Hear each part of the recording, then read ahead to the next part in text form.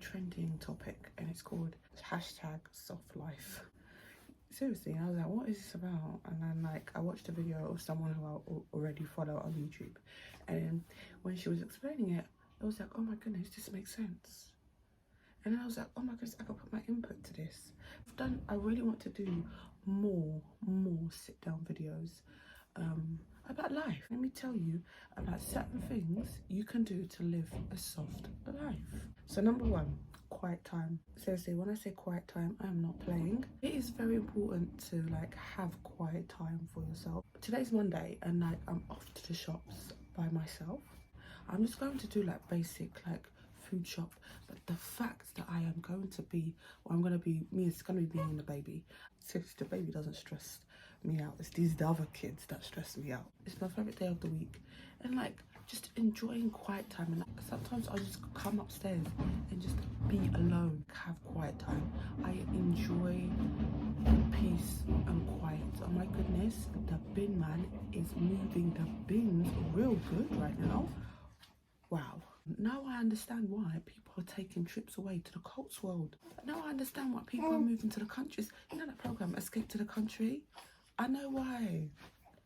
I know why. It's too much noise out here. Number two, learning to stop being a doormat. Here's the thing, right? Life as a doormat is it's a hard life. That people pleaser, it's not your thing. Have you ever watched Motherland? If you've ever watched the series Motherland, right, you're very aware of the character Kevin. He's a people pleaser. His wife hates him. I don't know why. So much that every time she comes home from work, she goes and locks herself in the attic. Even when, yeah, that's how bad. He's very much a people pleaser. He wants to like fit into the crowd. You know, Amanda, Amanda, the ringleader. The mum's group ringleader, Amanda. Kevin wants to fit in with them, but he's not getting that he's not going to fit in with them. I would just love enjoy being best friends with Liz, because I feel like Liz is just a joy to be around because she's so funny. And then Julia's just a mess, so you'll just enjoy her mess. It's like a life lesson we should be learning, that we don't need to be fitting in with all the mums at the school gates. We don't need, seriously, we don't need to, okay? We've got our own life, we've got our own kids, okay? You've got no time to be trying to fit in with the mums at the school. You don't. It's not the end of the world, my love. If they don't accept you, it's not the end. Pick up your kids, go home. If you, but like being a people pleaser or / doormat, people automatically, oh, Kevin will do it. Yeah, Kevin will do it, or Jennifer will do it. When they want to ask someone to do something, instead of being like, let me ask Jennifer if she'll be available. Whereas if you're a doormat, Jennifer will do it. That's how they'll address you. You need to exit the M25 of being a doormat. You need to exit the motorway of being a doormat. It's a long motorway. Also, when you stop being a doormat and you want to start being no, don't be surprised when people are like, oh, you don't want to do it, okay. You guys, it doesn't matter if you're polite, they will just be offended by your no. Just expect that. You have allowed this. You built a reputation of being a doormat, so now when you're saying no to things, it throws them off. It throws them off. So yeah, if they act like that, it's fine. Stand your ground, right? Yeah, stand your ground. Even though things are a bit awkward, they might not be talking to you. Stand your ground, okay? We are on the journey of not being a doormat. Okay, hashtag soft life. Number three, you don't need other people just to do things. So if you've ever watched Black Panther, right, yeah, the whole kingdom thought he was dead. And the next thing you know, they're all in the garden, pops up and he's like, I'm not dead. I didn't die. You know, so that battle scene after that, he came back to take back his throne by himself. He basically went back on his own and was like, listen, I'm gonna go back on my own and sort things out. You don't need other people to just so you can go shopping. Like, just the idea of going shopping, you have to go with someone. Even holidays, you don't have to go on holiday with. Oh, by the way, when I say go on holiday to countries that people haven't gone on holiday and gone missing, backpacking by themselves. And yeah, they've gone missing. If you're gonna go to those countries, go in a group setting. But there are other countries where Amsterdam. You don't need to go on holiday with someone, okay? You don't need to. Last year, for a very, very long time, I've always wanted to like visit certain parts of London. Last year, October, I had enough. I was like, no. October, November, December, each month, me and the kids went to somewhere different in London. October, we went to Westfield, which is like a huge shopping centre, one of the huge shopping centres here in London. I actually said, we're going to a museum today. Not like the school's like, they're going on a museum on the 25th of September. Not like that. We actually went to a museum by ourselves, inspired by other people. It's like I was watching other people just experience certain places in life, and I wanted to do that. And then like, I was like, what is stopping me from not going? Okay, I've tackled my phobia of like trains. I don't like crowded trains. And the trains are like crowded. I tell me and the kids, get in here. We are gonna stand here being squashed.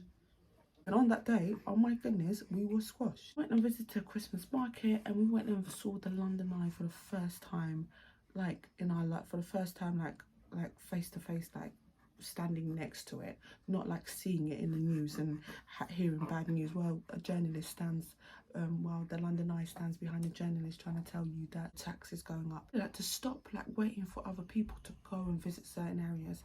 Like I need to go to a certain area with everyone. Like dad might be busy so he can't come. Don't need like other people to come with me to experience something. And also when you have that type of like behavior, you'll notice that the other people who are always like, no, I'm busy, no, I'm this, no, I'm that, they'll start being like, when they start seeing you're experiencing certain things in life and you're doing certain things in life, where you're on your own, it will get them to like do the same thing, so they will start following you, so you'll be inspiring them.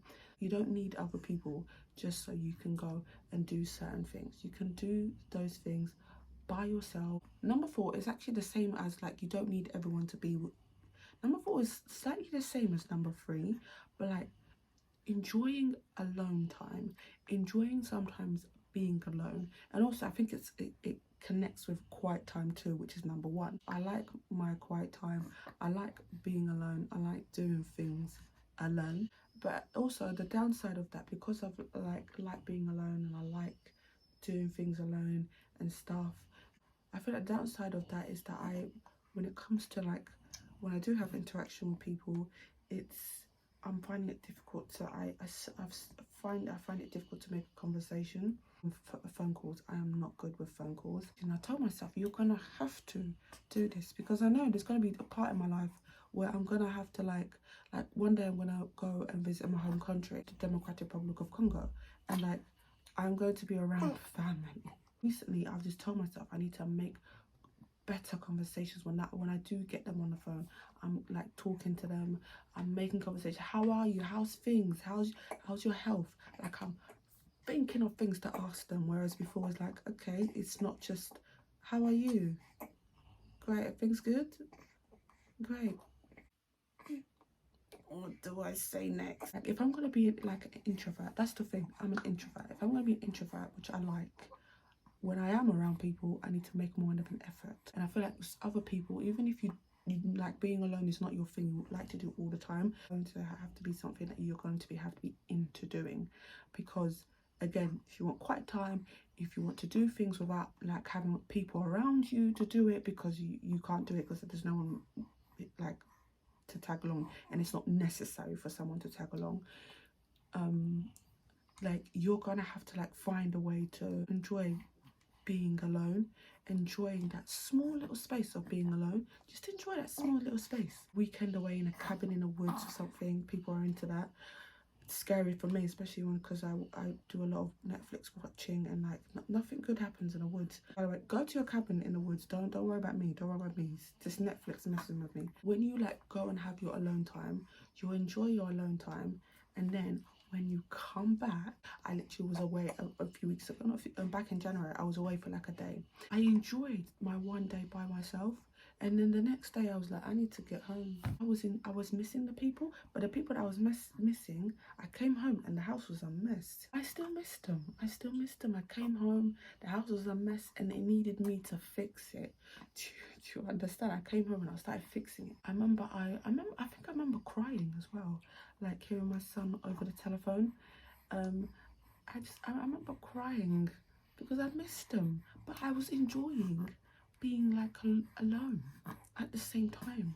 And then the last thing to do to live a soft life, enjoy taking care of your space. I have a routine in my house.